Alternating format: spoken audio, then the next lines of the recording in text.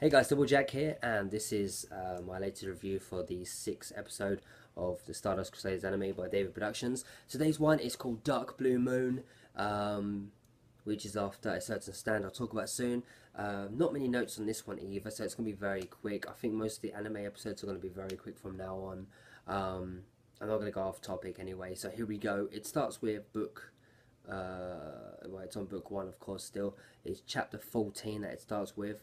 Now when you get the girl in the manga, it's kind of like you do honestly don't know. You look at it and you think it's a boy, it's a girl, whereas in the anime, in this anime, they actually make it look like it's more of a girl, which is I mean, if you're watching it for the first time, or like if you've not read JoJo before and you're watching it for the first time. Anyway, yeah, it's more obvious that it's a girl over a boy, which is well, yeah, it's normal like that. Dark Blue Moon appears 6 minutes in to the anime.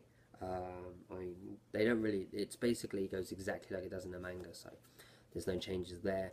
One weird thing I came across was where when Jotaro first lights his cigarette, it's actually blurred out. When I mean blurred out, it's not a blur. It's actually like a dark kind of like a fuzz, if you know what I mean. He literally goes, and it's like this black fuzz like that, and it's like you don't even see it for long. It's like a second. It's like, and it's like a black fuzz, and he's in the background like in the manga. I found that really weird. Does the nose vein trick where he's just like, oh, if your nose vein's sticking out, you know, over here, you know, you've got a stand, and then of course Tino touches it and stuff. And he says one of his famous lines, which is Maneke wa mitsukatta, sorry, I got this right. Maneke wa mitsukatta yo da na, which basically means like, looks like I found out who the idiot is. And yeah, and it goes on to the commercial, which ends on the first book of the Pocket Edition. That's why today I've got the second book of the Pocket Edition, because I'm doing it through this rather than my other books, as they're actually the nowadays. Either way is easier to get hold of, but it's better to have the Pocket Editions in my opinion. Anyway, I'm going off topic, sorry. So that's where the commercial ends for the first book, ends in the first book basically, where they're having a little fight. No, there's a really weird thing where they kind of, when they knock him into, when he's beat him up and he's knocked him into the water the first time, in the manga he does this, he does that in the manga. But Jotaro, in the anime, they made him do this, and basically doing this in Japan means the same as like ancient Rome. So if you do that, it means like, yeah, good job, good job. If a foreigner, you know, like me for example, goes like that, it's like, oh, good job, good job. If I did that, it basically means I'm saying, I want you to die. Don't know why they do that. I mean, it means good, bad in England. Probably does in America too, and other places. But in Japan, that means like, I want you to die, I want to kill you, stuff like that. It's just an idle threat, really. So basically, instead of having him like that, they have him like that in the anime, which is weird. When they actually fight in the water, when Dark Blue Moon and Captain Tennille actually knocks Jotaro into the water and they're face to face. In the manga, he's talking and he's got his lips shut and it's just like coming out. Whereas in the actual anime, they've done it first of all where he's just kind of standing there, Jotaro's like that, and then you've got Star Platinum actually talking for him, actually going like that and talking for him, which is actually not in the manga. So that's one of the unique things that comes up in the anime that explains stuff. Then it goes off to the, like I said, it goes off to the commercial that it does. When it comes back from the commercial, it's Star Platinum, where actually instead of saying like this stand belongs to Jotaro, it's now actually got Star Platinum Jotaro, so they updated that. So yeah, that was something that came before that. There's a picture that's not super famous, but there is a picture which I'll show you now, which is where he gets covered in barnacles. He's like, I'm gonna get you, and he's like, I don't think so. You know, you're basically covered in barnacles. And I'll show you actually the picture. It's not a very famous picture either. It's just where he tries to fight back, and it's this picture here. Sorry for taking long. It's this picture here, covered in barnacles and stuff. It's actually reversed in the anime. I know some stuff is going to be reversed now. I'm just bringing it up to explain little things as well, just to get into it. But yeah, that picture is exactly the same, except it's backwards. That's about it.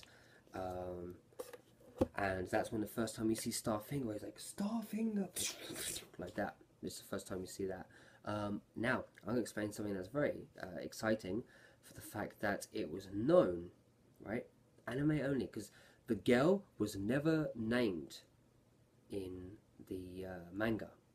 She, of course, she was just this girl that would follow them for a while. She was not named in the manga. Nope, she was not named at all. She was not named in any kind of data book or anything that ever came out. She's not known in any of the books that I have.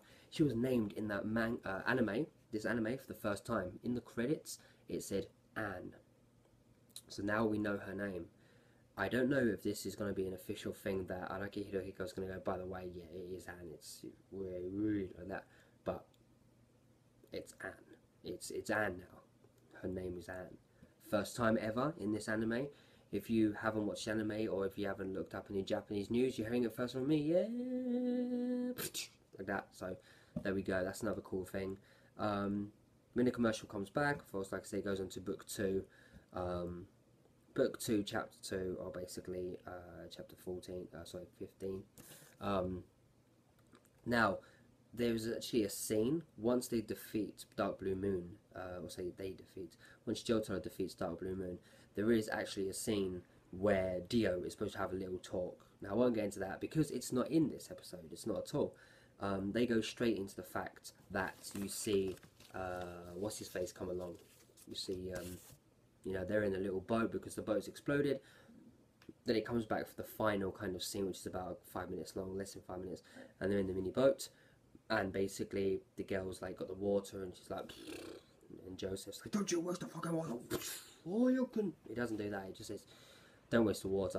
And she looks up, "What's that?" And they look over, and that's where you see Strength Ship. That's when it goes into the next episode, episode 7, which is entitled Strength. After the next one, which is the next stand user called Strength. Well, that's what the stand's called, Strength. I'm sorry, my voice has not been very strong today. Plus the fact that it is like nearly 2 in the morning. This episode's going to be a bit late because I'm doing some other stuff as well around this. But yeah, thank you very much for watching. This is very small.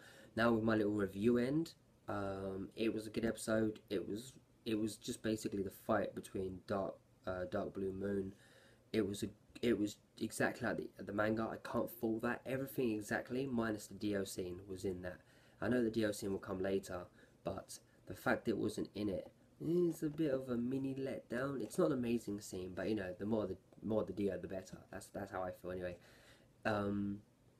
Mediocre, I would say. It's not got very much action because that fight mostly relies on like mini tricks and stuff.